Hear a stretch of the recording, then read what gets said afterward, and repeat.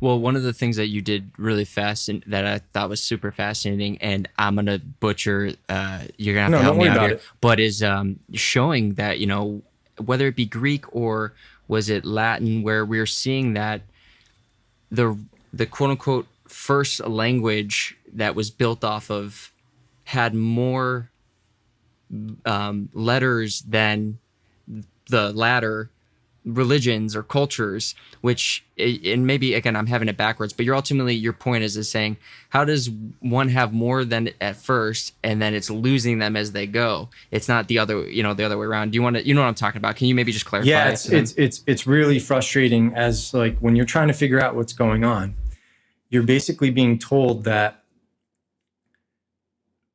just from like the status quo.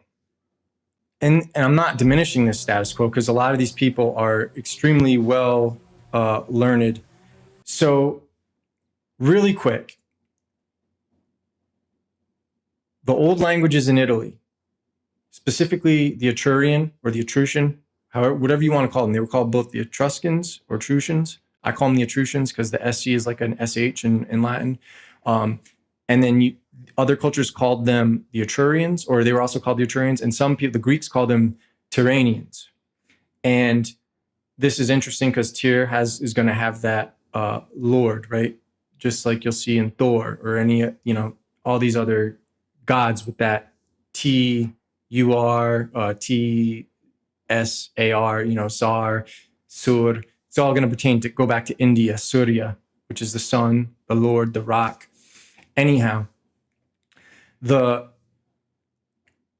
language of the Etrurians is similar to the Sanskrit, the whatever that was, both in the words they share and both in the way their sentences were structured.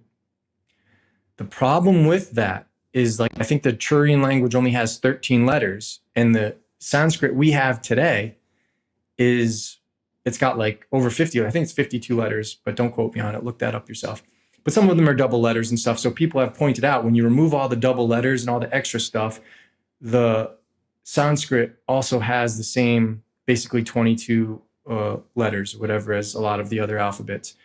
But what I wonder is, how is it possible for a language to only have like the Phoenician, which is basically Etrurian, all that stuff, which comes from whatever Egypt was when that collapsed? How do they only have 13 letters, yet they're from a language that has more letters? And I don't see how that's possible.